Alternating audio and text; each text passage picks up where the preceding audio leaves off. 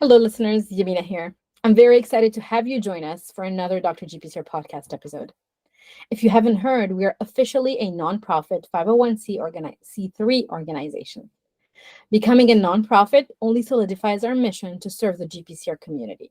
Therefore, we're taking a short podcast break starting in July to come back with new episodes at the end of August, as well as an amazing set of events in the fall. If you are an ecosystem member, by now you know that every Thursday you get your weekly news or weekly GPCR news delivered directly in your inbox. If you're not an ecosystem member yet, join us today. Thanks to our fantastic team of volunteers of GPCR scientists, a GPCR article will also hit your inbox weekly on Tuesdays. Also, mark your calendars for not one, but two Dr. GPCR University classes with Dr. Terry Kanakin. The first one is titled Techniques for Effective Lead Optimization of Candidate Molecules, Principles of Pharmacology for Drug Discovery, which will start on Thursdays, September 5th at 10 a.m. EST and run for 4 consecutive weeks for 90 minutes. Then, on October 3rd, an advanced class will start about therapeutic translation of GPCR activity, advanced method for the optimization of candidate selection. This class will run for 5 consecutive weeks, also from 10 a.m. Eastern Time on Thursdays. For both courses, we will be offering 5 scholarships per course to GPCR scientists who live and work in developing countries. So stay tuned. Just a short week after the beginning of our second Dr. GPCR University class in the fall with Dr. Kanakin, on October 11th, we will be hosting our Dr. GPCR Symposium on GPCRs as therapeutic targets.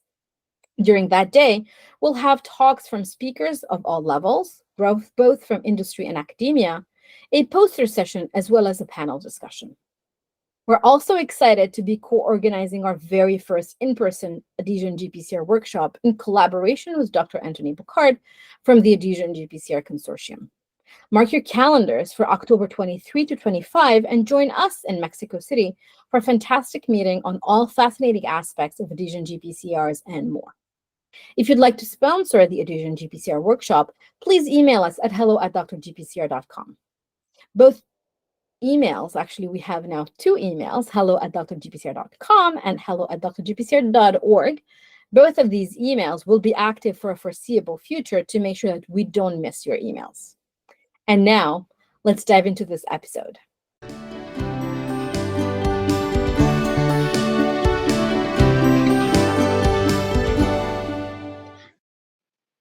Hello, everyone. This is Yamina from Dr. GPCR, and today I have the pleasure of having with us Stuart Maudsley. And today we are talking about a difficult topic, which is measuring success in academia. Hi, Stuart. Hi, Yamina. Hi.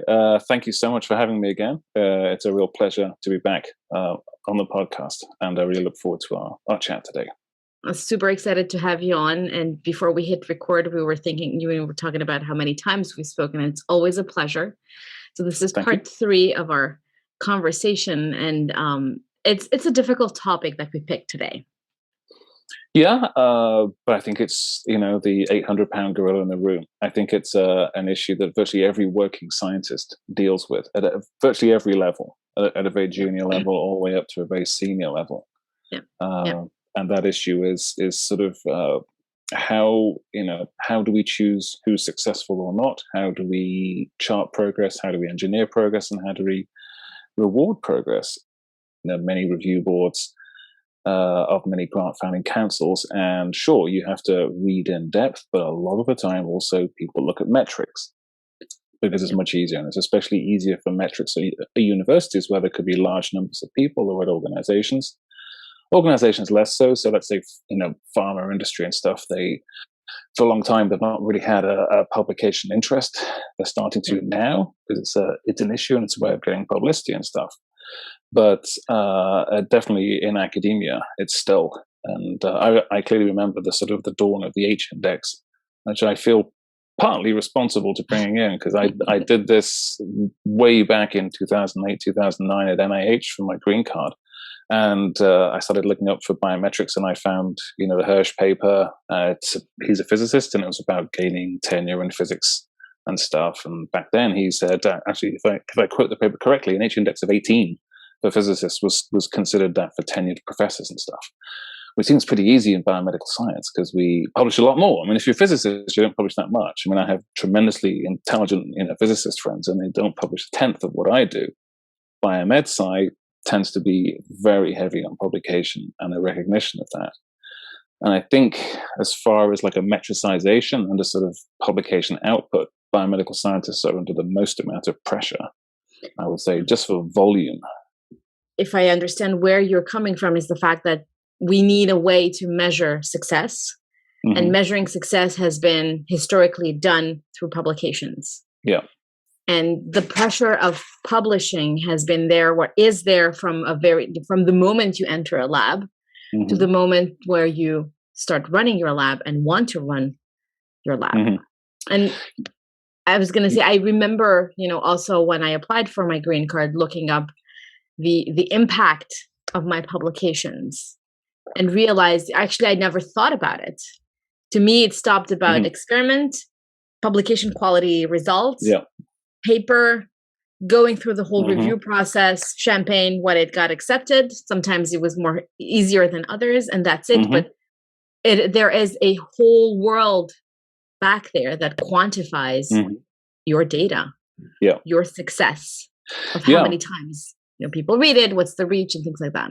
And the interesting thing is that the sort of impact factors are a dirty word. Yeah, I think so too. I hate it. I hate it beyond belief. I hate it because it's probably the worst. I mean, people will hate me for this. I don't care.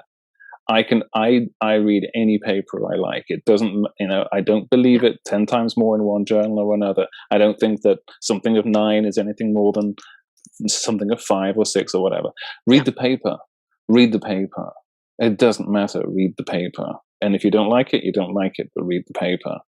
And it's just, the impact factor was a bibliometric. It was there for librarians to see how highly accessed or used a certain thing was. And that was it. It ended at the librarian. It was just for them to buy more copies of that magazine or that book.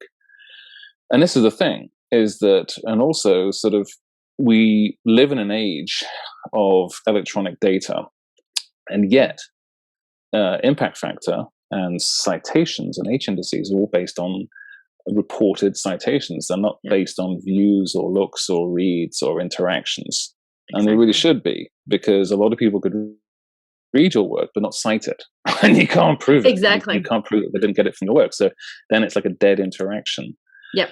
But saying that, the converse is the clickbait world. And the clickbait world definitely does impact on science. Unfortunately, there's a lot of scientific articles are written on hot topics. And you can just see in the last 3 or 4 years, if you look at scientists that have jumped on the COVID bandwagon, all of a sudden they have tremendous sort of impact increase. And this is just because this is a topical story. Yes. And that's it. And people have clearly pursued that to get more citations and more indices. And sure, they can say it's important, blah, blah, blah, blah, blah. But you can see a lot of people have jumped ship quite consciously to jump on that bandwagon. Yeah. And the question there is that anything other than just hopping on a trend? And there's many, many, many trends in science. And the problem there is it directing science in the right way? Or are you just hunting recognition? Because recognition is turning into what? And so universities have realized this, and they push more and more social interaction, which is good. But unfortunately, so much of that social interaction is publicity. Yes. Is publicity as opposed to outreach and impact.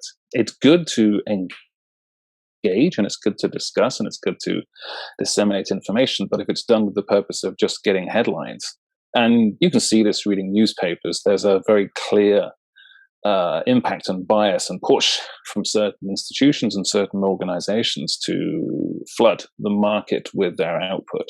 And yet there are many more outputs, and You often see this also with pundits as well. So scientific pundits, there'll be people that are the go-to person for that thing, and the paper goes to those people. So this is part of the issue of metricizing, and part of the issue of publicizing science as well, is that there becomes this sort of, and it is an elitism system. And elitism, obviously, we think of as being good from a point of view of being it's very good, but then it's a problem because it's a small system. There are lots of scientists, but there's only one science and one nature, and that's it. And obviously there are all the little breakdown versions of stuff. But so much of the culture of science and recognition of output and promotion and the generation of our academic system is based on these things. The science or nature paper, and that's it. And it's just not good enough. It's not very inclusive. And some people might not actually want to play that game. And there's no consideration of this. There's no consideration of a person that thinks that actually the content is important.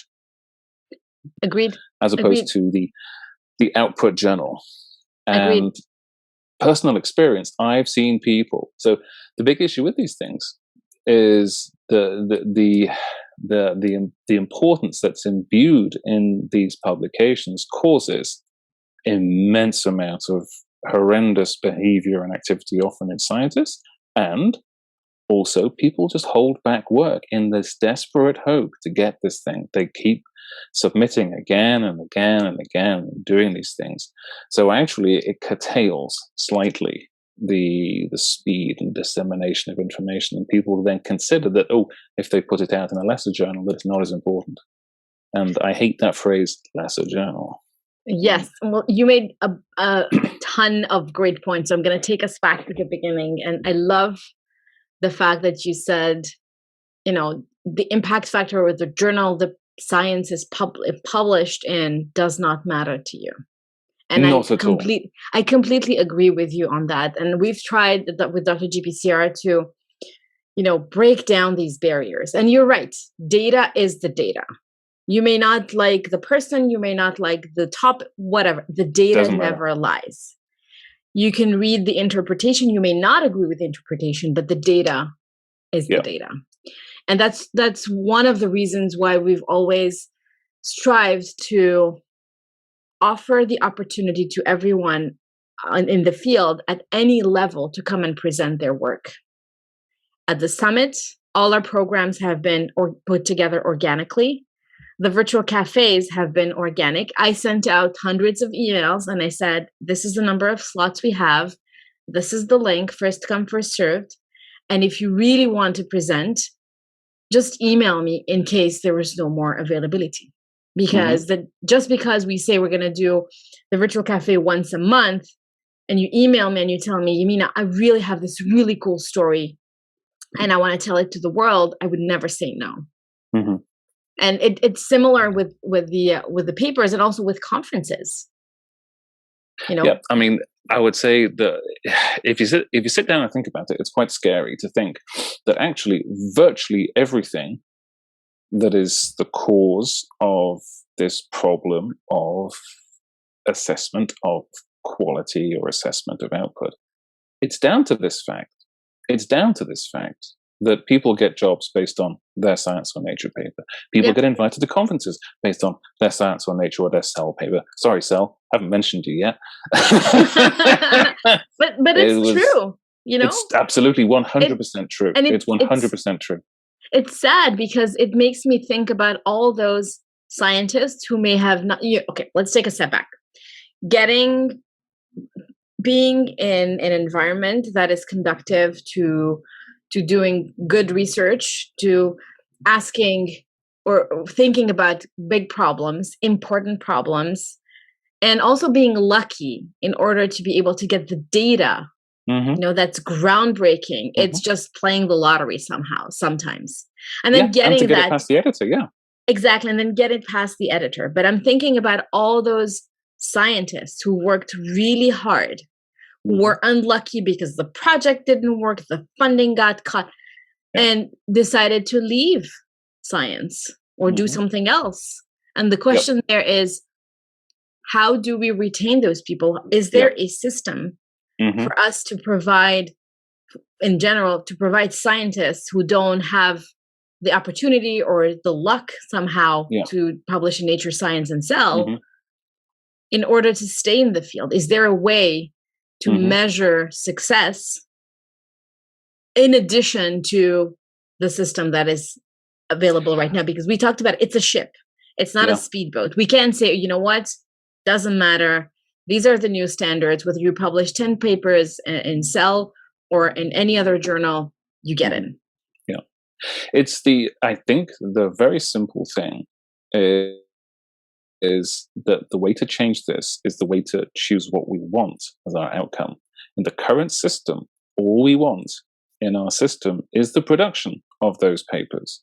And it's either Science, Nature, or Cell, or the next tier down, or the next tier down. And that's it.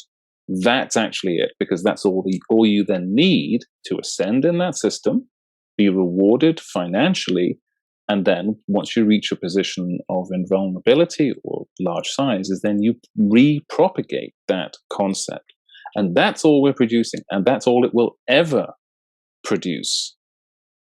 This is it. We have to change. What are we actually producing in science? Why don't we have big goals and go and do them? Why don't we do, a friend of mine used to run a website called Moonshot for Life. Why don't we do moonshots? Why don't we do CERN? Why don't we do ITER? In bioscience, we've sort of had these, but they've, Human Genome Project, Human Proteome Project, but we don't really put ourselves together. So, personally, there should be two worlds. There should be one world where people want to do these things, and that's fine.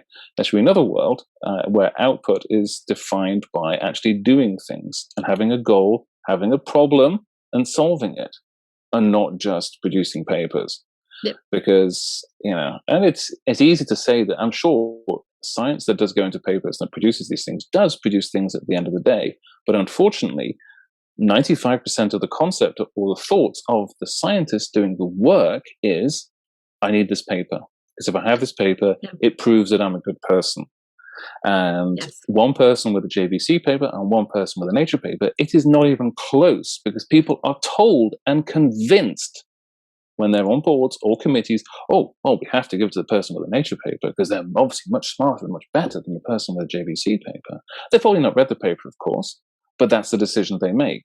So all you ever get then is this fight and battle for these positions. And these journals know that. These journals have this golden position of controlling the opening of the doors of power.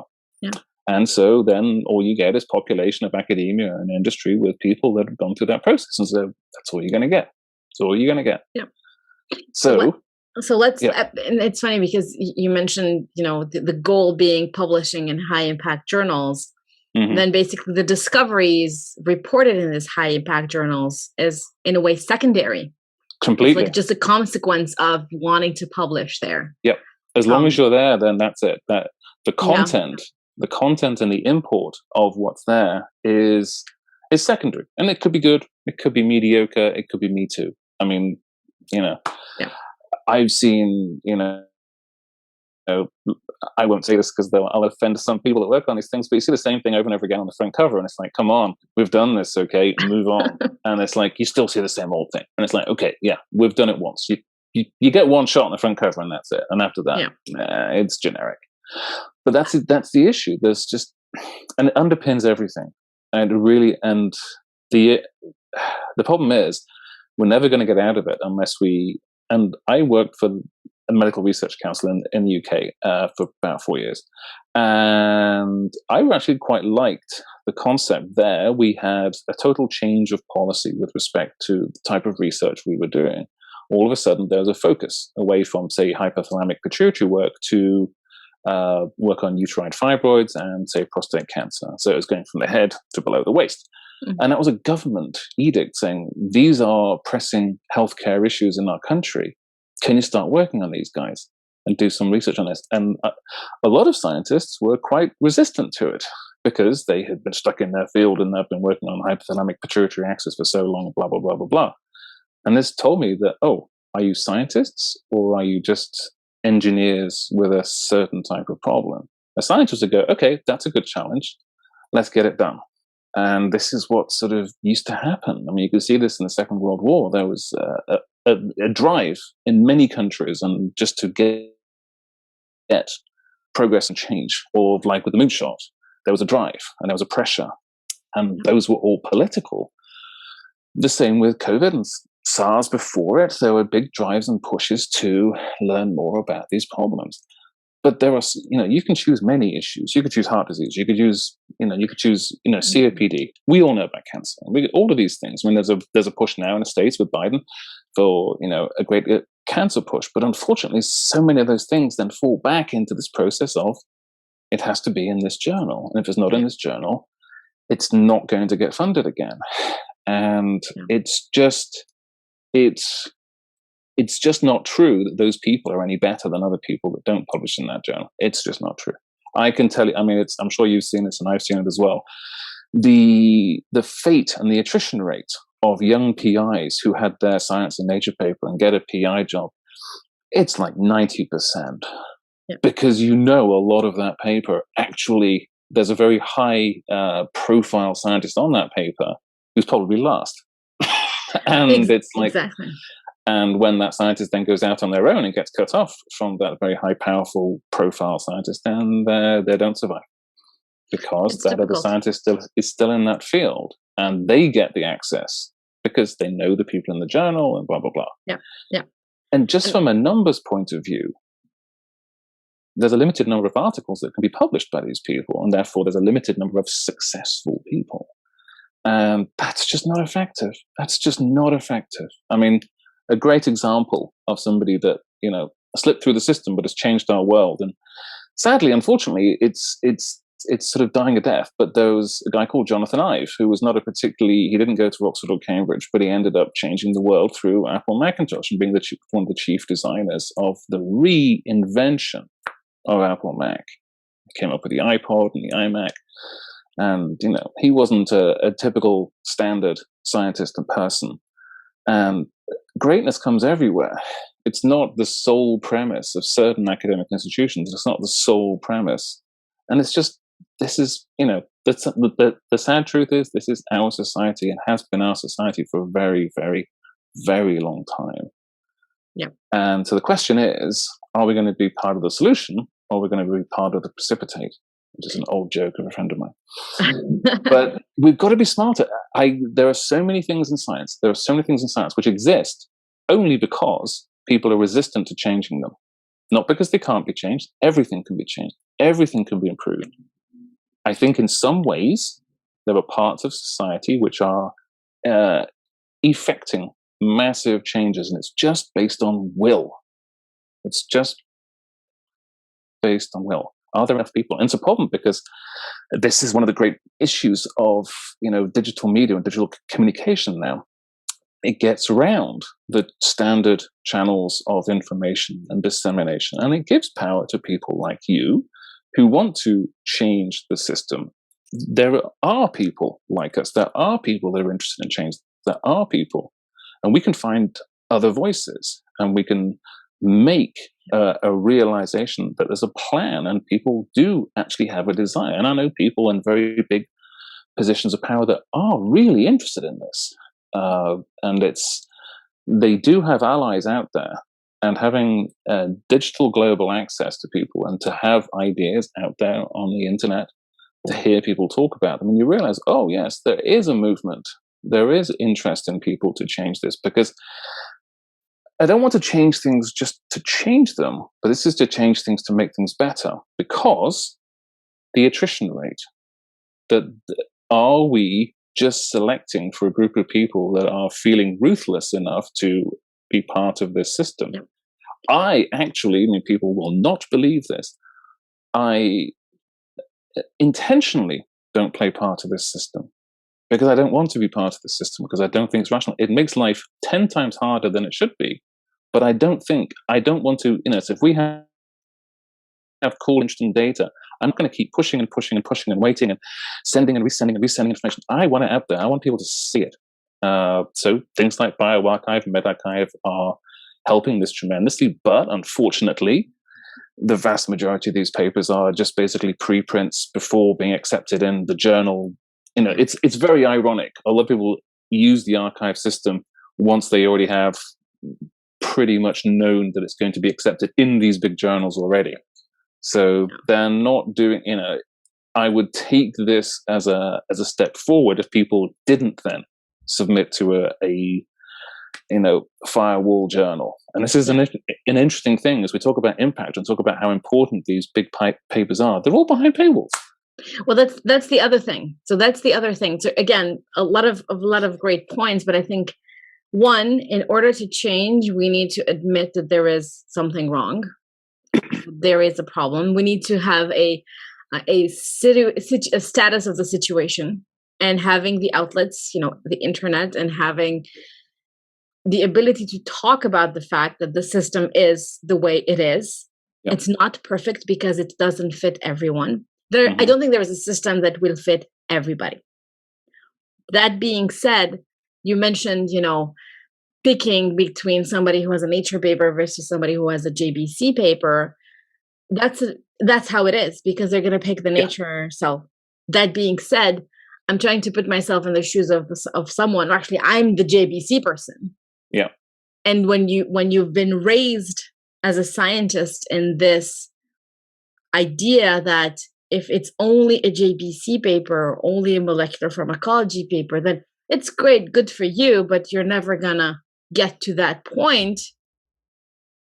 It's just, I think it makes you feel inferior somehow as a scientist and as a human at the end of the day, because a lot of times, again, maybe I may be speaking for myself, but a lot of people I talk to, including myself, before I switched out from academia, I tended to associate my value as a scientist based on the publications that I had. So having work very hard, long hours to get that publication. It's a JBC, you're proud of it, but then you're like, it's just a JBC. But it's not true, because you never know where that research takes you. Maybe somebody even smarter or luckier is going to take that research and is going to solve a problem. But not having that piece of Lego that you put out there may prevent them from going that long. Yeah, it's here's a perfect analogy for you. I just thought of it quickly. Often I get periods of intelligence every now and again. So I just thought of it as you were just mentioning like that, is that, so let's analogize this. There was a great paper in 2004 now, I think, Vamsi Mutha. It was the start of bioinformatics. It was the demonstration, and this was from Broad Institute, and it was the demonstration that they were looking at features that could be identified as typifying factors for type 2 diabetes, looking in muscle from 35,000 patients. Now, standard genetics does the Manhattan plot and looks for the one factor, the one thing that stands up, that controls everything, and that's it. And we've seen this fail gloriously with amyloid precursor protein, unfortunately. So the one single factor which we think is important actually tends not to be important. So that one single factor, that's our Nature paper, okay? Our JVC papers are all those other little factors. And so when the Mutha group did the bioinformatics and clustering using GSEA, they realized that actually when they didn't see individual significant difference from one factor in 35,000 patients, when they clustered lots of smaller, seemingly insignificant bits of data together, they got the answer. So let's think about all those researchers who do publish in JPC as opposed to Science and Nature. And just because of numbers, not smarts, just numbers. There's a very small number of Nature papers a year in biomedical science, but there's lots of other journals. So basically you're saying discount all the information from all those other people, only look at one or two. Are you going to get the right answer? Are you going to get, science from that? No. It's gone. It's gone. The concept, the majority of people don't even read papers anymore. 30% of the things reading papers are machines. It's not people anymore, it's machines. So the nature of impact on what it is gone. People mine information from many sources. So a lot of the work we're doing now are on orphan GPCRs. There's no information on them. Doesn't matter. There's actually data out there. You can harvest and you can find things that are cryptic. So I'm not using anyone's fancy schmancy nature paper. I'm using data, good old-fashioned data. And it's the same, when I do, combinatorial text analysis, I don't say, oh, no.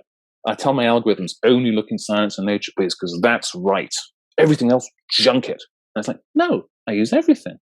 I don't have this is like going back to saying only white people can vote and stuff.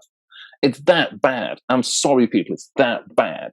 This is like it's a scientific apartheid almost. It really is. But no one ever says that, because the people who profited and control the system and have the voice that people hear are part and parcel of that system. And I'm part of that system as well, but I don't buy it.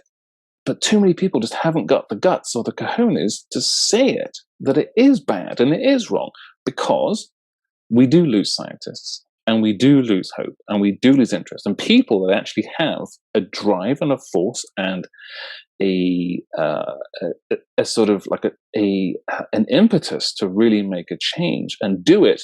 And this is a big difference, in a good way. Because the problem with papers, there's two names that mean anything. Yep. Team players don't get in there. You have a postdoc who may be one of many on a team fighting with each other. And this is how it happens. I know it, you know it, everyone knows it. Fighting for that first place. And then their boss will be, control of the last place, and everything else in between. And you can see that they, universities, organizations have algorithms to see how far down the list you are. And I've known people fight over being positions where they can be first on the second line. Yep. Oh, yeah. And that's not important.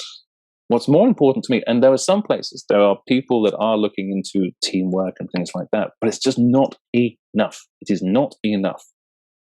And all this metricization actually is now being used by people to do a bad version of their job. So let's say you're a dean or a provost or a rector or something. And rather than familiarize yourself with the work of one of your employees who has worked to death, and, science is horribly, horribly poorly paid. I mean, it's just shocking, absolutely shocking. It's like teachers. You think, you poor people. And I've spent actually all day with teachers. I've been at the International Day of my kids' school all day. And, somehow there are professions where it's accepted that you get paid way less than other professions. And you think, why do we keep doing this? It's got to stop. And science is unfortunately one of those. Sorry, grad students out there, it's a badly paid profession on average.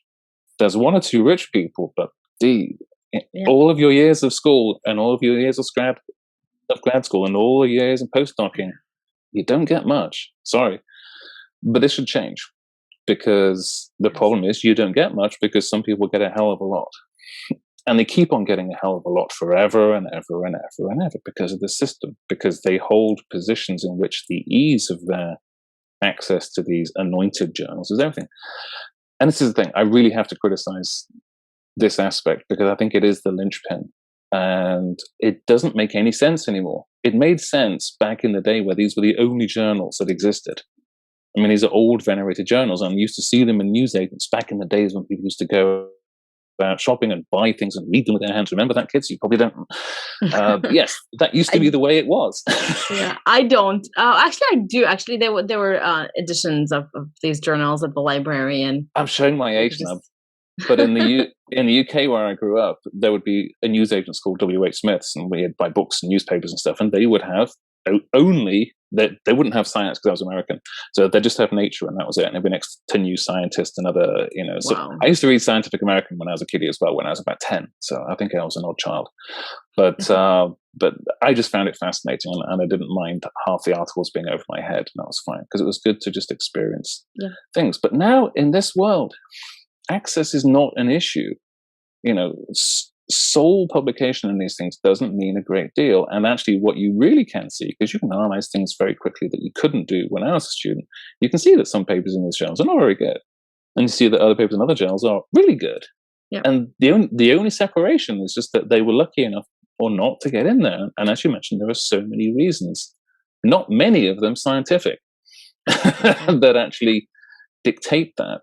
And this ease of assessing quality and assessing efficacy and output based on this journal apartheid, essentially, to give it its real term, because it really is segregating people and ensuring success for some and ensuring failure, quote unquote, failure for others. Yeah. Because it does do that, because a grant funding body will say, well, this person's had a cell paper and this person hasn't had a cell paper, based on received knowledge that this one is good and that one is bad, because I haven't read it and I don't understand it, but here's the number and therefore it means quality. We're getting into the world of assessing. So I was a big fan of Stephen Jay Gould when I was a kid, and I used to read all his books and stuff about the mismeasure of man, IQ tests that were handed to people. Yes. It's as bad as that. I'm sorry, it's as bad as that. And it's just, we've got rid of these myths of attributing intelligence to a certain group of people, to men, to white men in a certain place. Yeah. It's like, is that really true? No, I don't think so. So let's get over it in science. And it really, and the reason to get over it is what we're doing is actually really important. And this is one of the big issues. I always joke in the lab, and sorry to people that work in biscuit factories, I always say, we're not making biscuits here. Lots of people can make biscuits, and the world isn't going to have a problem if we stop making a certain type of biscuit. It's a very important job working in a biscuit factory, but it's just an analogy. Biomedical science and what we do with GPCRs is really important. And GPCRs are above everything. I mean, we know the trope of 30 to 40% of pharmacotherapeutics, blah, blah, blah, blah, blah. This is the best, most practical biomedical science. Ion channels, sure, I love you guys, whatever. G proteins and everything. Yeah, it is true. It really is. We are at the cusp. If you have a good research, good target, you're close to a therapy that can help someone. So it's really important. And should we then choose winners and losers in this important game based on an artificial metric? Because the question is, even if somebody thinks it's good, it's still a beauty contest. It's still, oh, I think it's good. Somebody else says, I don't think it's good. And that's it. And this comes to peer review. I mean, we all know what peer review looks like and smells like, is that it's an that your great piece of research could have been looked at by two people, and they could have looked at it in a very sort of poor way and gone, oh yeah, that's fine, that's it, and that's fine. It's like, dude, is that all you need? That's the other thing, is that when you aside from the journals and the disparities and the difficulty to access and everything, the other thing is the peer review process should be revisited, because yes, your paper goes to two people. When you submit your paper, you want to exclude XYZ because you never know, or they're working on the same topic and you want to make sure. That's a scary thought. Why do you exclude XYZ? Clearly people do it because they think they're going to get stalled or bounced, and that's a horrible concept. Yes, exactly. Because most likely it had happened, or it has happened in the past. So you are taught that this is what you should be doing when you submit your paper. And then if you're lucky enough, your paper ends up in the hands of two reviewers that will read it. They're experts at that will read it very carefully and will provide an honest opinion. And they will not be looking at who you are, because the other thing is, I think peer review process should be anonymized both ways. You, as a reviewer, you should not know where that paper comes from. You shouldn't see the authors. You shouldn't be able to Google and see, okay, what have they done before? Yeah. You should only see the data. And hiring processes, even at universities, or even grant review processes, should be completely anonymized. It should be the data. Oh yeah, I mean, I actually work for some organizations, and I'm actually totally anonymous. And when I'm not allowed any form of recognition, any form of contact, any form of knowledge of who or what I am, and everything I do, I actually assiduously ignore and keep away. And we have videos of implicit bias and stuff, things like that, which is true. But the worst bias is bias towards these impact factors and these channels. That's by far the biggest bias. But we don't talk about that. Everything else And this is, all those other things we started to think about, and we're being progressive on those things. So if you have a certain type of name, if you have a certain ethnicity, if you have a certain gender, if you have a certain disposition, we're taking those on, but we're not taking on this prejudice. It's a prejudice. It's nothing but a prejudice. And it's a prejudice, like all prejudices, based on lack of knowledge. It's like, did you read it? Do you think it's any good? And the problem there is, there's only a small number of people that are asked, is it any good? And exactly. And why?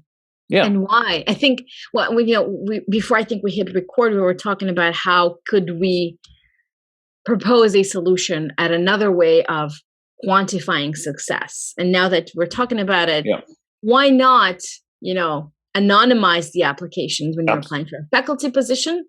Just take the data, share the paper, and give it to the committee and say, this person published 10 papers, no showing what journal it's in, nothing. If they're not an expert in the field, find an expert, have them read it, and get an unbiased opinion. Again, it stays an opinion, but at least it's data-based, it's anonymized to some extent, to say, well, wow, this is really important because the field needs answers to questions X, Y, Z. Yeah. And adding it to what you mentioned, having a goal, a scientific goal would be important. So anonymizing, saying this is the impact because it answers questions towards this major goal. Yeah, exactly. If I was to be head of a university, which I'll never be, I would change the whole darn thing. I would have my faculty, I would say, okay, I would be bold and brave and put on our page, this is our goal. Our goal is to do this thing in 10 years. And I would say, you're going to be hired and you're going to work, and everything that we do is going to go to try and do this goal. Even if we fail, we'll tell you how close we got to it. But you know what? I think if you want to talk about impact of universities with outer society, people can understand that goal. If you write it simply and you say what we're going to do, then you can prove how far you've got there. Nobody is going to be upset that you didn't get there. It's not easy to do these things. It's not easy. I mean, I know people in the field that have said, oh yeah, we have a chance to cure all cancers in 10 years. And I think, no, you're not. You're really not. But if you choose something small, and it's not too small, but realistic, people understand that science is not easy. But if that is your metric and that is your outcome, as opposed to X amount of papers that no one has read in a journal, in which we have this impact factor that's been invented that gives it some imprimatur of quality based on two people, saying, I think it's okay. It's sort of, then what do you want? Do you want a stack of papers, or do you want an actionable goal with respect to something? And this is a problem. I'm not a politician, and I never will be. Just put your marker down and say, this is what I want to do. Be JFK and say, by the end of this decade, I want to put a man on the moon, blah, blah, blah. Have a bit of guts. Because people might actually work a bit harder and a bit better if it's just doing that, as opposed to, oh, here's some money, fight amongst each other. Doesn't matter what you do, but the winner is the person that gets into this journal. That's it. And if you happen to, so I know Stan Prusner quite well, and he told me, oh yeah, I just got lucky, Stuart. I was just working on prion and this thing came up and that was it. And it totally discourages innovative, imaginative science, because it might take you the rest of your career to see the importance of what that specific person is working on. Yeah. That's not going to get you a Science and Nature paper. That's going to get you a whole bunch of other papers, but no one's going to recognize you unless you happen to be lucky. And all of a sudden, the thing you work on tends to be something enormous. So it discourages. It just encourages people to chase this index and engineer whatever they can do to get that in. And to people out there, not many people read Science and Nature. As scientists, we think it's everything. Everyone else, they don't read it. Exactly. And you made another interesting point about, I love the idea of having a goal as an organization, as a lab, and full disclosure. In my experience, whenever I wrote, an application to get some funding, there was always this lofty thing at the end, because you can, with this research, we're going to cure something, or we're going to do something. But the problem in my mind was, it was very difficult to write these things because I couldn't see the connection between solving some little thing and how does it get us there? And to be honest, full disclosure, it sounded like BS to me. I was like, okay, so what? Sure. But then I never went, or as scientists, we never go, or not enough times go through the exercise of saying, well, this is this big lofty goal. We know that we may not be able to get there in the next decade, but here are the stops that we'd like to make. And all of us have this goal. And a lot of people will tell you, well, in academia, the beauty is that you can basically research anything and everything, and it's up to you, as long as you have the money, which is great because people tend to compare academia to the private sector. And the private sector has its advantages. It is driven. It is goal-oriented, goal-driven. What determines that goal? Let's not get into that. I think most of the time it's an MBA person somewhere who says, well, this is what we need to do and these are the numbers we need to make. But we have the luxury in academia to have these lofty goals, yet we still don't make them.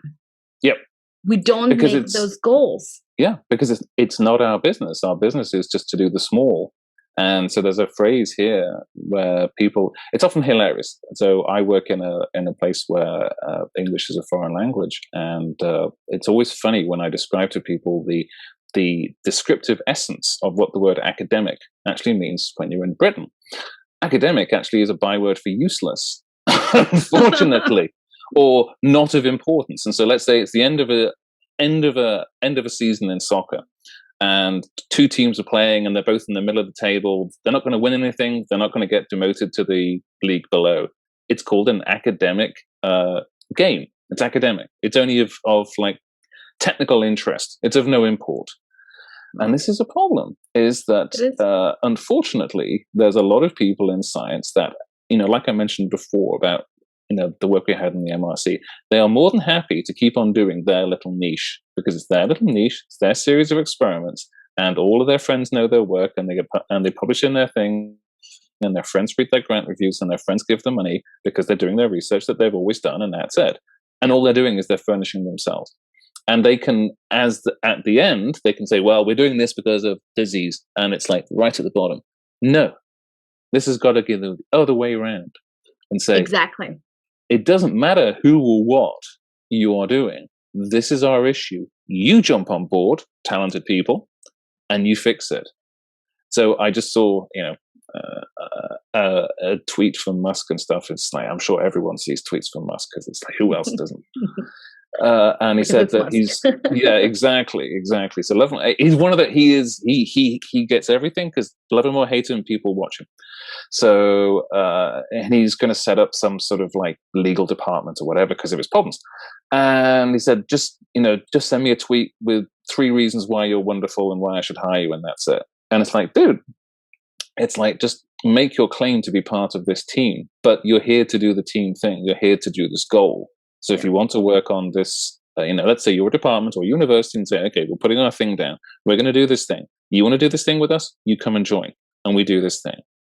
And the way to break out of these things is to stop, like we touched on before, but we didn't sort of elaborate, is this name recognition thing. Anonymizing is good, but stop. Just have a group. Just have University X pancreatic cancer research team. That's it. Stop it, and the money goes to that team. Yes. And if you did that, you'd find you'd actually hire team players. Oddly enough, if you stick with the lead and final, all you get is final megalomaniacs and bloodthirsty lead authors, which is what you get, which is what science is, and which is what academia is. And I'm sorry to say that, everyone, but that's the way it is, and it's. The people that exist in that system profited from that system. They don't want to change that system because they control everything. Exactly. And the sad thing is, I'll talk to everyone in the world because hopefully thousands of people will see us. The truth is, a lot of that comes from your money. The vast majority of research in the world is public money. Public money. NIH, public money, dudes. It's your tax. Oh yeah, exactly. So they're controlling that, and they control the ebb and flow of that. And you see it go to X number. I mean, I used to work at one of the most profitable institutions in that. It's in Baltimore somewhere, and I'm sure you know what it is, but my word, they do very well on their grant funding. Lots of other very good colleges in the United States, but blimey, some disproportionately get it. And I'm sure they have smart people there, but there are also smart people elsewhere. And this is where you end up with this apartheid system. And it's it is, there are people that are more equal than others, and it's just not true. And in so many other parts of culture and society where we're making developments, we're changing that. We're looking for equality and egalitarianism. We're not in science, virtually not. We're still having this horrible system in which there is an elite and that is perpetually maintained by this system. And the system is run by private journals who hide behind things and use opinions based on their so-called knowledge experts. And it's if you ran that in any other circumstance, people would say, wow, this isn't right. and it isn't. And it's interesting, especially here in the US. So I didn't go to school here in the US. So I'm still, every time I see publicity, like ads on TV about this university and that university, it's just an incredible number of universities. And then you have the Ivy League schools and the rest. Mm-hmm. And so if you publish, if you're in a good lab or high impact lab, you publish in high impact journals, you end up most likely at an Ivy League school, which means that you will most likely attract more funding to, again, feed that vicious circle, which to me, it's just, wow. I went to school in Canada, I went to school in Montreal, and, there is University of Montreal, McGill, University of Quebec in Montreal, and Concordia. Yeah. And that's about it. There is no other, there's colleges, but these are the main universities. Yeah. And that's that. You get there, you do what you have to do. It's difficult for everybody, but there aren't 10 million other universities within the province. Exactly. And that's one thing. The other interesting thing is, and I do agree with you on the fact that there are instances, I wouldn't generalize to all the labs, but most of the time there is, yes, that problem as to who is going to be first author, and then who started the project, and then you're very protective. I've heard stories of, someone stopped writing their names on the cell culture media, and his cells started to, not be contaminated anymore. And it's just ridiculous. Yeah. But then again, it's a reality, and we don't talk about it. We don't talk about these problems because I don't know, it's taboo somehow, because we don't want to talk about them, because we want to focus on the science. But please just hold on one second. Hold your thought. Then again, the other part of the Science, Cell, Nature journals is, yes, they're high impact factor, and you assume culturally that if you publish in that, you're going to be successful and the work has high impact. But you have to pay a lot of money to be able to even submit in that journal. And then let's say you do have the funds to submit in that journal. You've done excellent work. You finally go through that 1 year plus of review, because they come back to you with an arm-long set of experiments that you need to do. Especially if it's not even the scope of the paper and they tell you have to do, mouse experiments. You finally get that. And then when you want to read your own paper and you lose your university access, you don't even get access to your own paper. And it's just mind-boggling.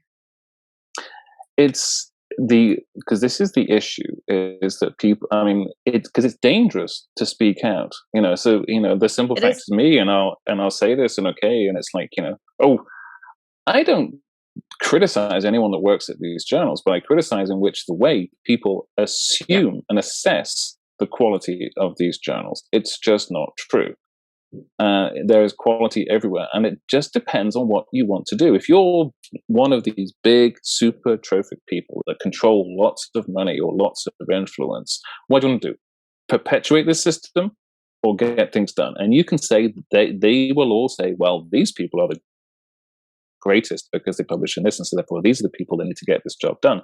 But it comes back to this Manhattan plot concept of like, it's the one genius that does everything. Yeah. And you know what? It's never like that. I mean, my kids are at school and we always talk about famous inventions and stuff, or famous people that come through with things. Sure, there was Newton, there was Einstein, there was Pythagoras. But you know what? I think there's lots of other people as well. I don't think for a millisecond it was just that one person. It's this cult of individualism. And we both know many, when you get that big golden medal in Stockholm and stuff, it's like, dude, there's a lot of people that did a lot of work for that. Yes, exactly. And this is the pinnacle of science, the pinnacle of what we do. And we know people in that game, and we know they're good scientists, but you know what? It's more than one person, way more than one person. And so to create a system that proposes that this concept of these one or two geniuses that control everything, it makes that system go. But is it making science go? Is it making health discovery things go? Is it making an equal system go? Is it improving people's well-being? It might be, but it might be faster if we try something better and think that there are untapped geniuses out there. It's like my kids, they always say, is Usain Bolt really the fastest guy on earth? It's like, I don't know, because there could be somebody out there who's really fast that we haven't seen yet. Yeah. And it's like, what do you want to do? Do you want to perpetuate the system or get the best answer? And the best answer is ask as many questions as possible. And that means asking as many people as possible. Not just going to the knee-jerk, okay, we'll call up MIT and we'll talk to that guy. And he's genius, he knows everything, and that's it. Yeah. Yeah, I would almost would love to propose to run an experiment and like generate a parallel system. Yeah. Where it's see who wins.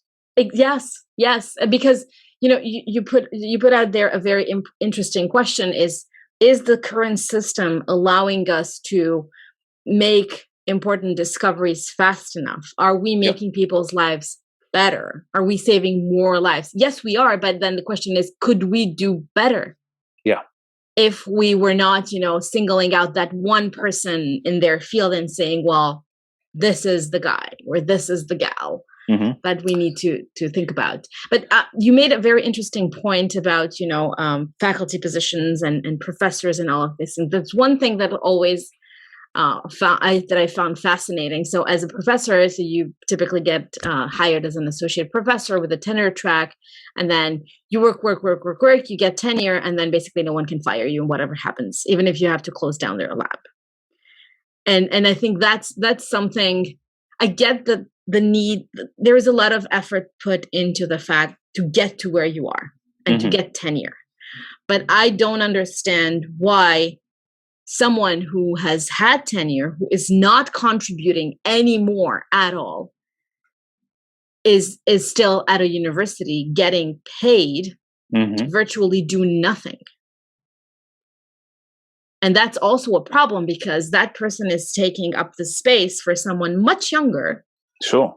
Who could be doing way more. Again, it's this question as to how can we do better? I think the answer to that is yes.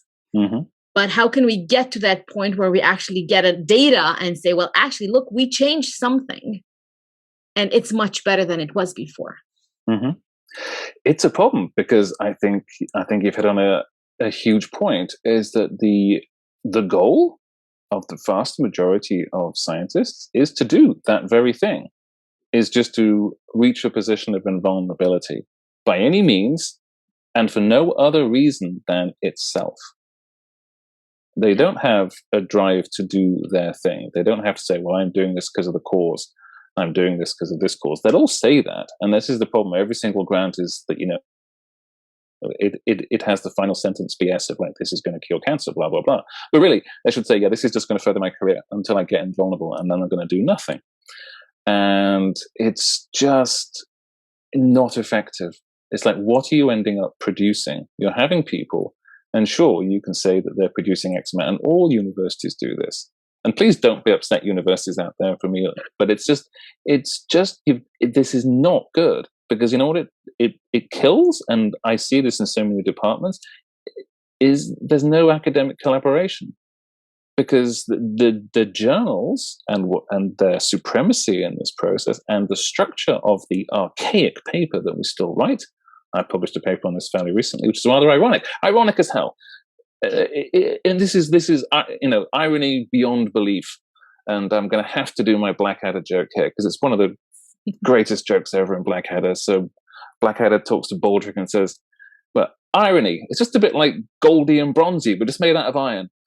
And it's just such a genius. I always throw it out. But the irony is we were trying to publish a paper on improving mechanisms to make papers easier to understand and to improve the publication process. Took us years to do it. It was just a nightmare. So we finally got it done. But just get rid of this concept of position, and because position kills collaboration. So I know people that don't want to collaborate because then they think, what's the point? If somebody comes to me with an idea, he's last and his student's going to get first. What's the point of collaborating? What's the point? You know that 2 or 3 years down the line of lots of effort technically gives you nothing, which is so stupid because that's the whole point of science is collaboration. And this gets back to the Manhattan Plot and the Nobel Prize winners. It's never one person. But you see in most institutions and most places, the rewards are given to one person. It's just not true. The truth is, our successes have always been based on teamwork. And yet we paint it like the Newtons and like the, Edison, Teslas, the winners and losers. The winners always write history. And yet the fact that those winners were always, part of a team, they just got all the glory. And this is the thing with science. We know it's a myth. Everything about our society. I mean, heroes in antiquity and stuff, Achilles didn't fight all those battles by himself. There were lots of other dudes out there as well, but we only know Achilles and Hector. It's the same in science. It's just not true.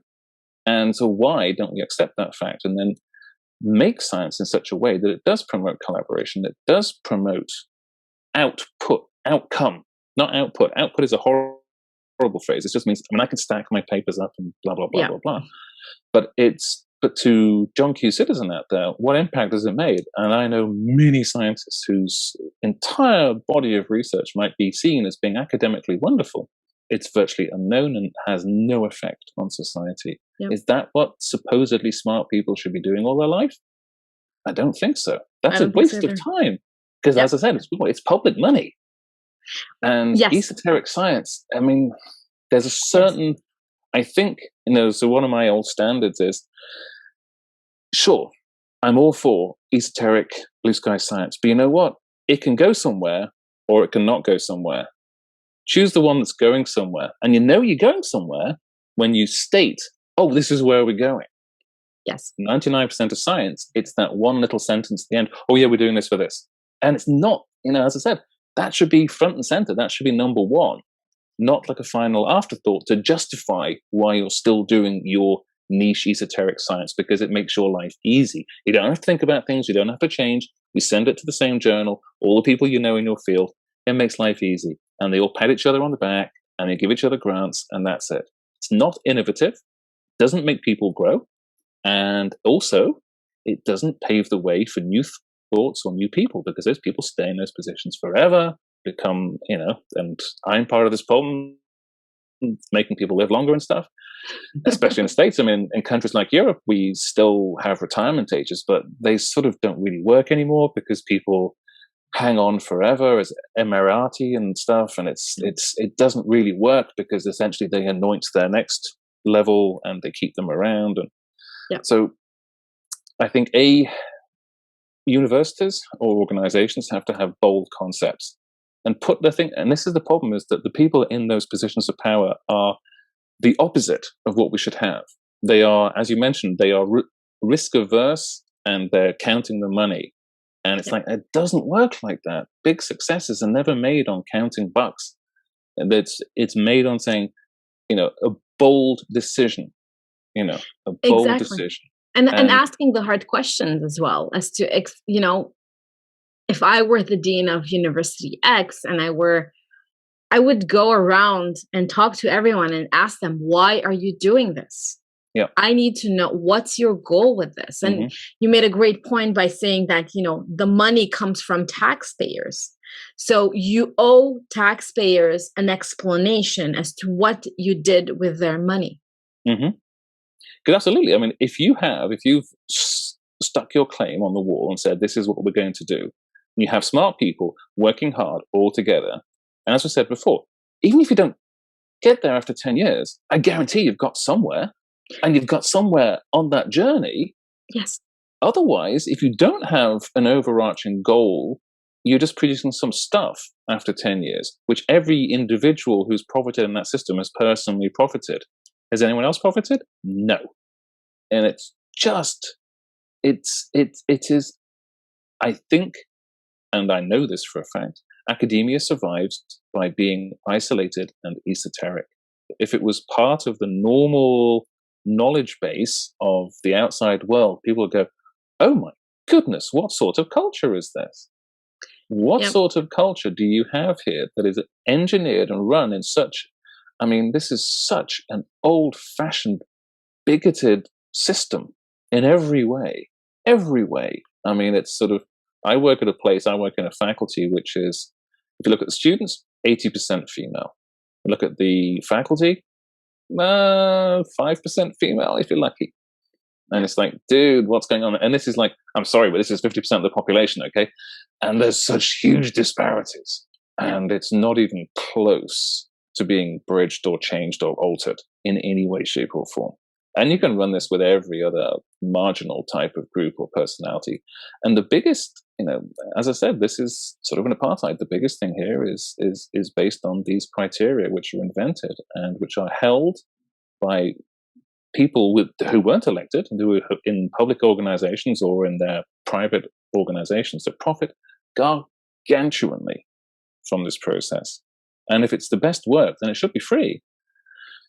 As you mentioned, shouldn't be locked away. I was trying to find a paper the other day, and I managed to get that because I'm pretty good with these things. But it's sort of, if it's that important, then you shouldn't be holding it back. You should be getting it out there ASAP. Yes. And it tells you a lot when you realize that people spend a lot of time and effort just doing this one thing, as opposed to collaborating with as many people as possible, getting things out there as quickly as possible to get the answer to people. Because patients are waiting, as Paul Janssen used to say. Patients are waiting. People are waiting for breakthroughs and discoveries. And in the field I used to be in quite a lot, Alzheimer's and dementia, it was owned, and is still owned, by thought leaders that are obsessed with a certain type of theory. And the drug companies bought this hook, line, and sinker 30 years ago, did everything they did properly, and it still doesn't work. That's only because those people ran the field, because they owned the choice rights to those high impact publications. And so that was the only thing that was believed. And therefore industry goes, okay, we have these thought and knowledge leaders, they say this, and so this must be right. It wasn't right. Those people were not good scientists because they weren't doing science. They were just riding their hobby horse. And this is the problem, is that if you're a good scientist, you just fix problems. You don't just, a lot of what scientists do is they say, I've got a hammer. Is there anything that I can find that looks like the perfect nail for this hammer? Rather than saying, hey, let's find a problem and fix it. They just want to apply their thing to it, and that's it. And it's personally, if I was a student, and if I could transport myself back 20 years and sort of make myself understand what science was going to be like, I would think, wow, that's not exciting. If that's the process of not being an intellectual, I had these dreams of like people thinking and, coming up with things, and people from different disciplines working together and just intellectually discussing things and then doing the problems. But no, it's just people that have been locked in one little phase of their life, perpetually hanging on for persistence by repeating the same thing over and over again. It's not audacious. It's not exciting. It's not groundbreaking a lot of the time. That's the truth, because of the reality of having to fit into the system. And the system is just based on papers. It's just based on papers in certain journals, and that's it. And it's unfortunate, definitely unfortunate. But I was just trying to think about the past hour that we've been talking, and we kind of painted and put out there the bleak side of science, and we kind of shined a light on the problems. And I'd like to think that there is more. There are good things, and collaborations do happen. Yeah. There are labs that work well together where there isn't, this fight of who ends up first or last, or, you get your little star and you're very protective of that star, saying contributed equally. But I think it was a big deal. I was once a second on a paper because the person left the lab, and I finished and, got the paper through, but I still ended up second. Sure. And naively, as a graduate student, I was very happy. So every time I used to show data from that paper, it had the first author's name and mine with the little star saying contributed equally, because you feel the need to show that you contributed equally. That being said, I want to live in a world where everything that we talked about, all the problems we talked about, are not a thing of the past, but are acknowledged, and we're doing something. Yeah. To correct it, to retain talent, to get to a place where in the majority of cases, organizations, labs, teams have goals, and they're working towards those goals. They develop processes. They track. You mentioned having a big lofty goal for 10 years, and then getting there time-wise, getting to that 10-year mark. But you need to be able also to track and see what happened in the past 10 years. Where are you on that scale? What did you do well, and what you didn't do well, in order to say, well, we're going to push it out 5 more years because we think we got there 75%. And now we know what we could be doing or what we shouldn't be doing. So I'm just trying to, wrap up the episode by taking it into a positive end. That being said, everything we talked about, I think it is a problem, and it needs to be put out there, and people have to hear about it. Especially, I'm thinking about myself when I was 20 and I started working in the lab, and my full disclosure, my advisor had told me, you absolutely want to do a master's and a PhD, because look, you're going to end up having a great life as a professor like I am. And I wasn't sure what I wanted to do. And naively, I thought, oh, okay, actually, this is really fun. You get to do fun science. You get to present at conferences, and then you work really, really hard. And then if you work very, very hard, you end up in a faculty position, and you get to do research fun in your, more fun, and work with more people. And that's about it. But there is a hidden side of all of this. There is a lot of ifs there. And there's a lot of things that will not happen because the system isn't designed that way. Exactly. It's sort of, it gives this concept of hard work gets equally rewarded. And it doesn't. It doesn't. It's so much politics. But I think I'm glad that I always try not to paint a black picture for people, because I think that is bad, because I think we should be encouraging. But I think, and I've said this before, I'll say it again, the beauty of this type of format and the beauty of this capacity to produce interesting and intelligent content, hopefully on my side, always on your side.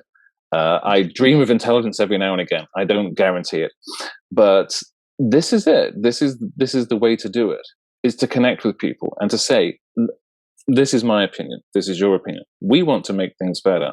Sure, we might not be in positions to effect that directly as a hand of God sort of thing, which some people do have the power. And my God, all you need to do is get those people on board, and then you'll see change. Yeah, just do it. It's just choice. It's just choice. We have just said science and nature is everything. That's it. We could equally say, no, it's not everything. Okay, and that's it.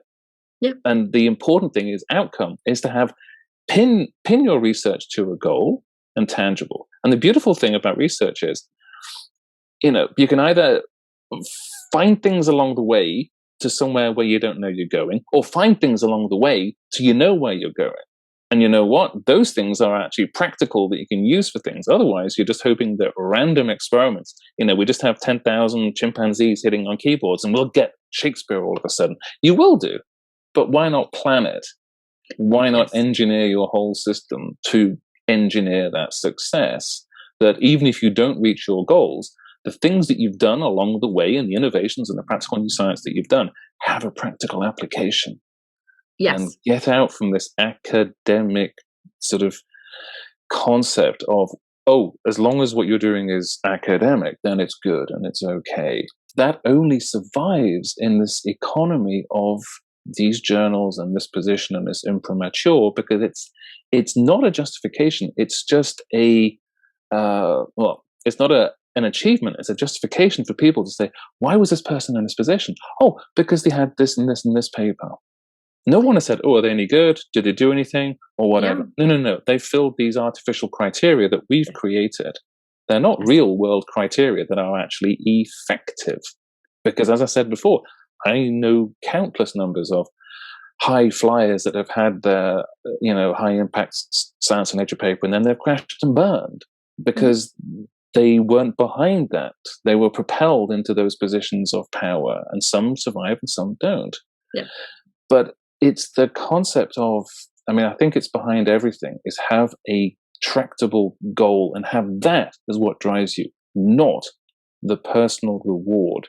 And as I said, we should have competing systems. And it's so either we live in a world where we can create this artificial system where we have billionaires that give us a whole bunch of money and they say, hey, I'm not interested in papers. Let's just get something done. Let's just have a goal and we do it. So that's one alternative. And I used to have that at NIH all the time. Just find yourself a billionaire and you'll be fine. And it's like, sure, that's great. And there are ones out there. But the way we find them is communicating like this and putting our thing down and saying, this is what we need and this is what we want. The other alternative is directly. We might not need billionaires. There are enough of us out there as a movement to say and discuss and put these concepts out there. And I know a lot of scientists that have these concepts as well, but they're not as audacious or as provocative as I am, and they don't want to say these things because they don't want to rock the boat, because they don't. But we have to rock the boat because it's exactly the only people that defend it are the profiteers of it. And it's sort of like talking to slave owners and say, "You think slavery's good? Yeah, I think it's good, don't you?" It's like, no, it was really bad. Exactly. And thankfully, there were people that started to say as a movement, "No, this is wrong. This is wrong. This is wrong," and it reaches a critical mass, and we change it. And we change society. And back then it was hard because you would have to have people going and talking to a crowd of people and saying, no, we've got to stop slavery. This is bad. This is bad. This is bad. We have a digital marketplace for this now. We do. We need voices, and it can resonate tremendously. So ideally hope that there are students and junior faculty watching this that think, oh, I can agree with what they're saying. I can agree that this is a better way forward. And I can start talking to people, and I can start trying to impress upon people and say that this is not right. Yep.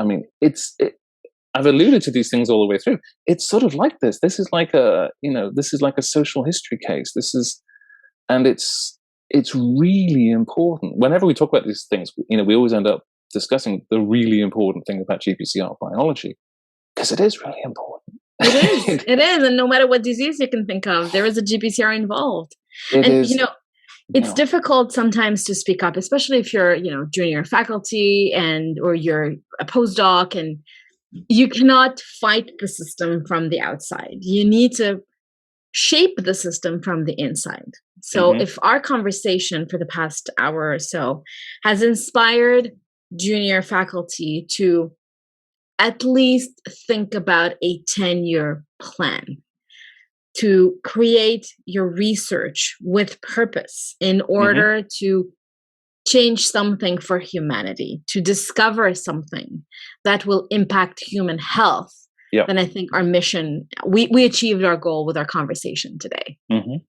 Because hopefully some of those people will become senior. Yes. And I'm also hoping that the senior people I know, a good friend of mine, Mark Schultz, he's head of Science Europe and stuff.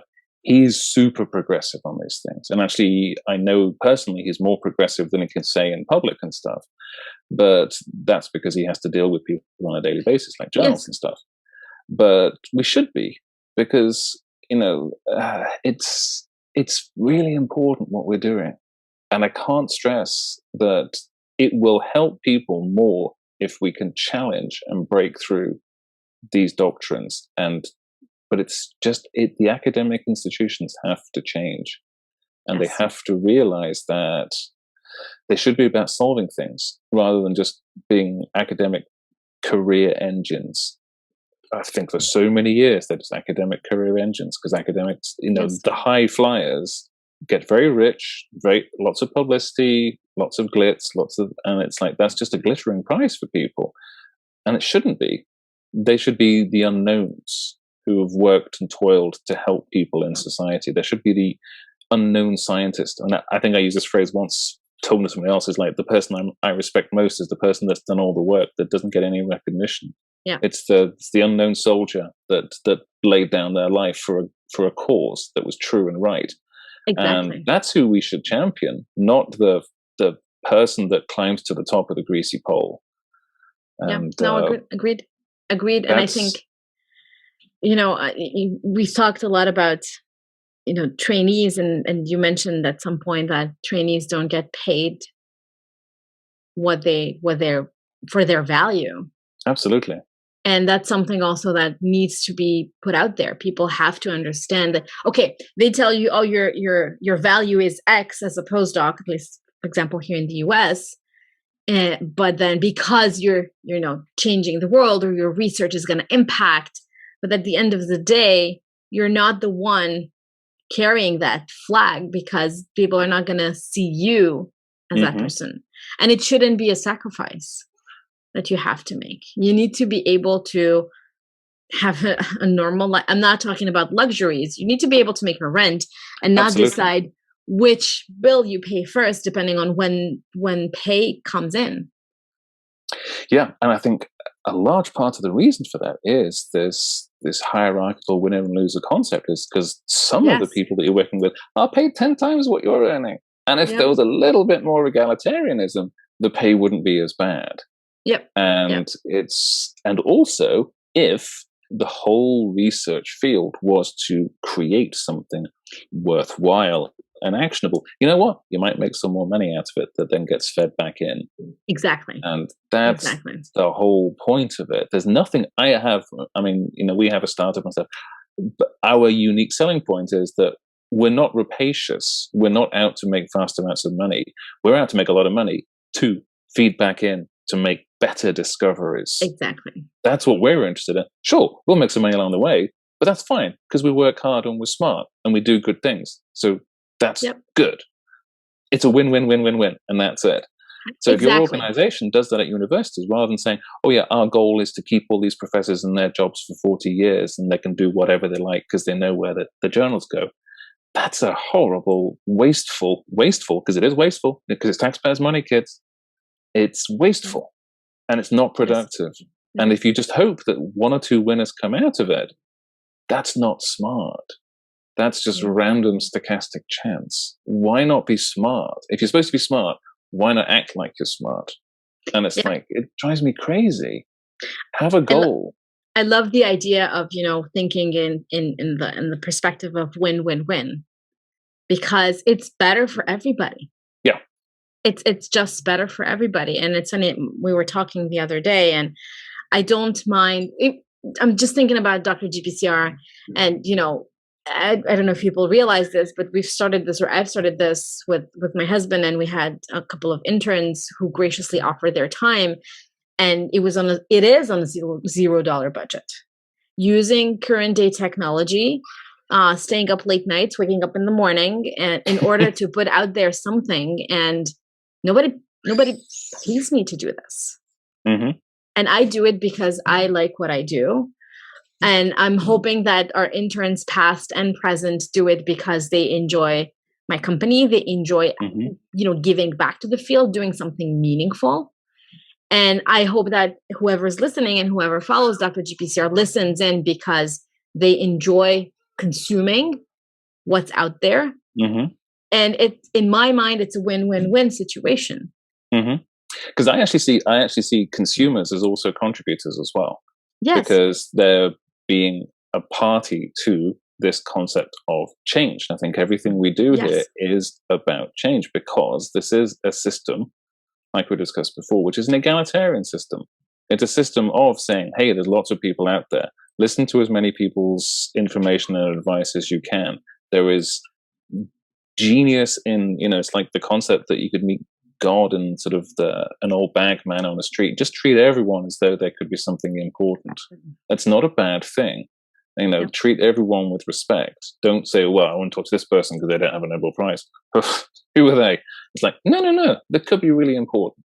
Yeah. Kindness, generosity, and interest and respect are just general issues. And I think I love these communities, and I love this concept of the power of being able to discuss and lay these things down for, hopefully 10, 20, 30 years. And people can keep listening. And just being heard. If we change, many moons ago, it's like, you have difficult times, and you just think, if you just change somebody's life for better, you think, wow, that's as profound as it's going to get. I mean, having kids is wonderful, but changing somebody else's life who might have a problem or might benefit from the words that you say in just a discussion on a Saturday night and stuff, it's like one person is good, and that's made it all worthwhile. Exactly. But we can catch hundreds of thousands of people, and people can keep hearing it, and people can say, oh, did you hear that? Did you see that? Just be the change for good. It's a cliche, but dude, it's really, really works. And if we keep doing this and keep saying the good things, sure, we're not, sort of Harvard Business Review or something like that. I mean, they get lots of publicity and stuff, but we can still do it. It might take a little bit longer, but it can be done. So that the little people, the small people, and if you're a scientist out there and you're not a science or nature people, you can be heard because there is an audience out there for you, and there's a platform for you. So Dr. GPCR is really doing that in a field that does contain huge people, but also contains small people.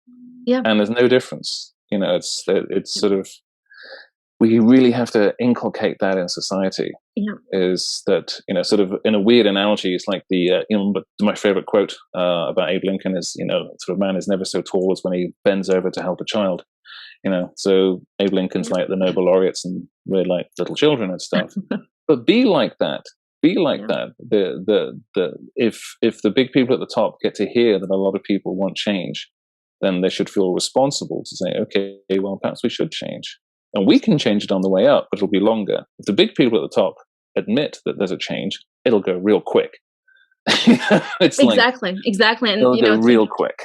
Thinking back to our field, I feel like we're in a pretty good position because, typically people in the GPCR field are kind.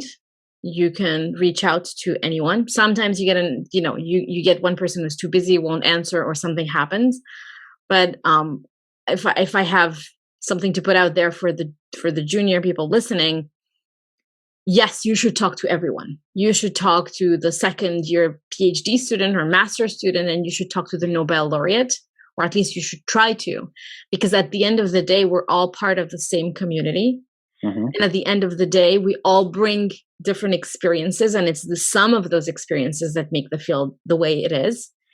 And one thing I like to tell myself, we're all human. We all need to sleep and we all need to eat, whether we have a Nobel Prize or not. Absolutely. And really breaking down those barriers in our heads is very important in order to allow these conversations like the one we just had to happen. Yeah. It's that discussion, it's that forum. And it's like, yes. This is the beautiful thing, is that we're having a conversation here now, but tens of thousands of other people can join that conversation. They can join it as passive, but they can be part of that conversation. Yes. And you just don't get this in any other form. You might get public lectures by people, but that's it. It's over and it's gone. It's dead. It's ephemeral. Yes. This is a testament. This is going to be written down. We can't take it back, so we're going to have cell nature and science. I always tell my kids, it's like, I've always got to be careful what Eddie says. But actually, I don't. I think people can smell genuine. If you are genuine, and if you're not, then it's who are you fooling? So right, agreed. I think you may as well be honest. And it's it's a problem because the people that profit don't say anything. The people that don't profit They say, oh yeah, he's just a whining loser.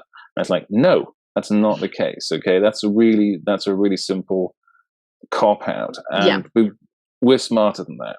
But I think tapping onto, obviously you have to finish soon, but I think, and this is what I always think about the GPCR field, is that if a change in academic functions and output and blah blah blah is going to be affected, I couldn't think of no more facile engine than the GPCR field, because we are an output field, we are an outcome field, because we are that close to something important. I mean, you find a target, you find an intervention. The gears of therapeutic development are now so big and so fast.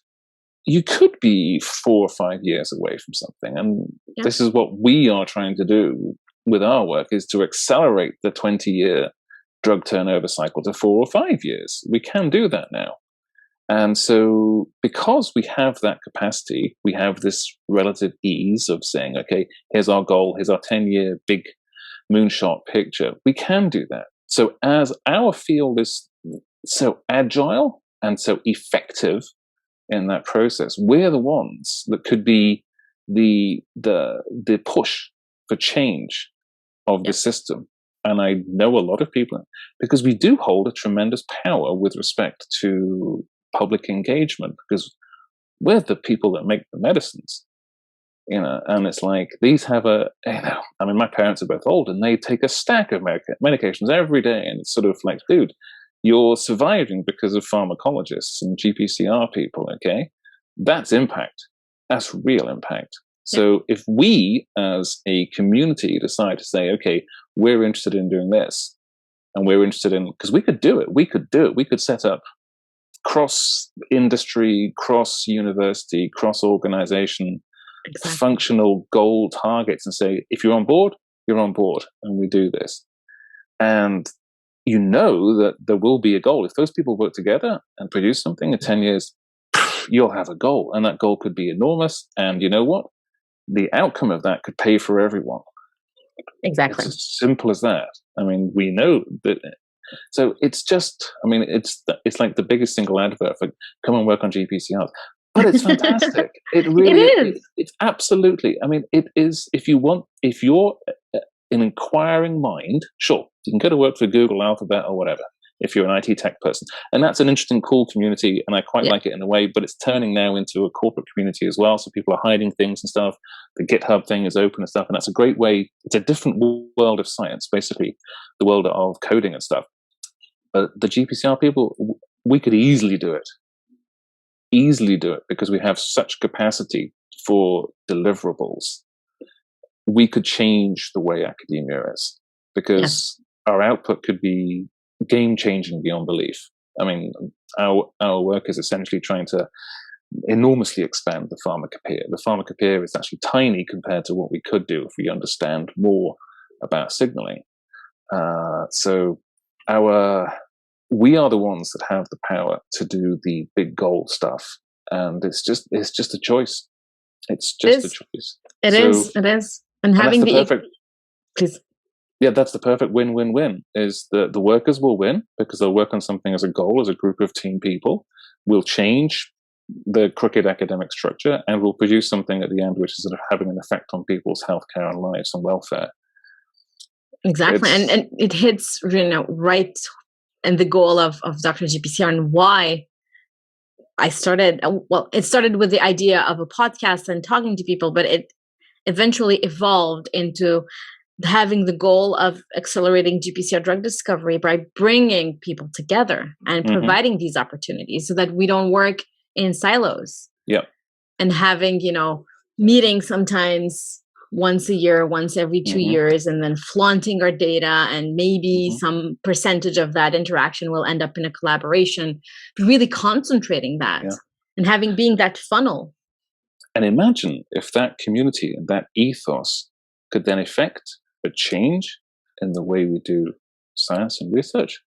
That's profound with a capital P.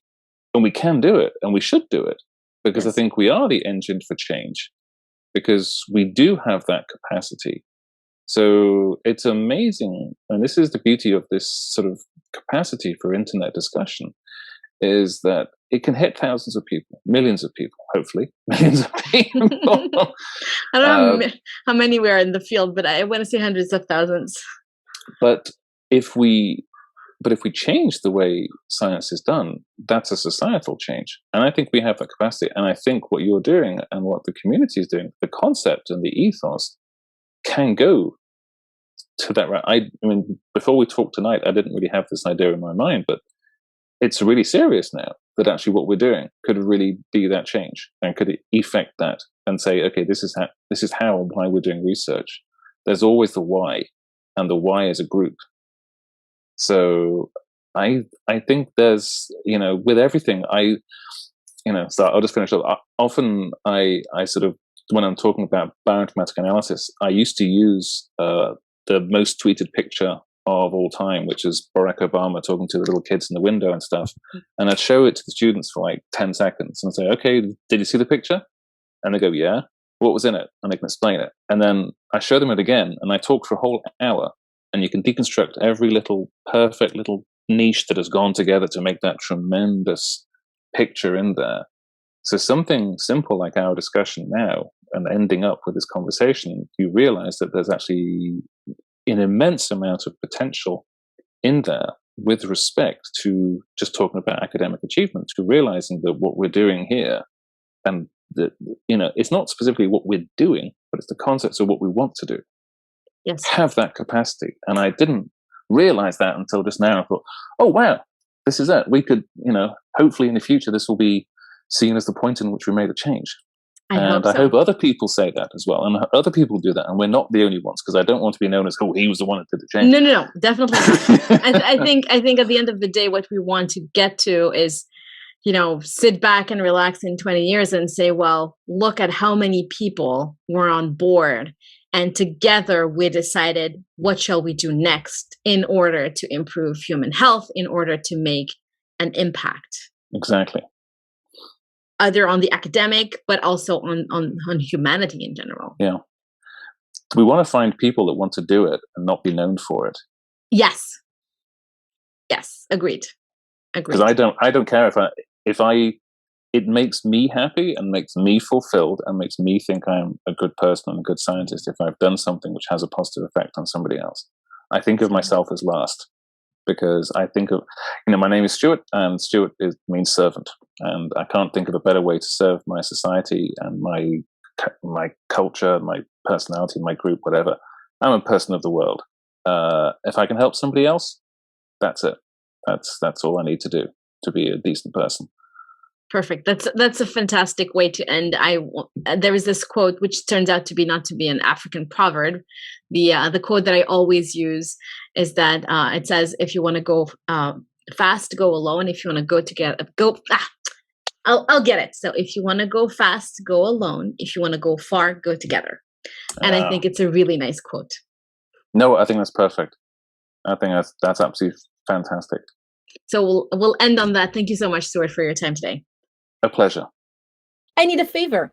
Please share the Dr. GPCR University program with your friends and colleagues, especially if they live and work in a developing country.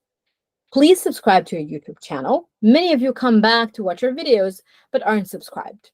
Having more subscribers will help us get you more content.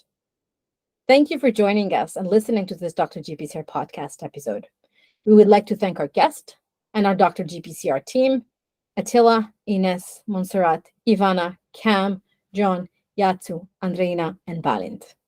If you like our podcast, leave us a 5-star review on Apple Podcast.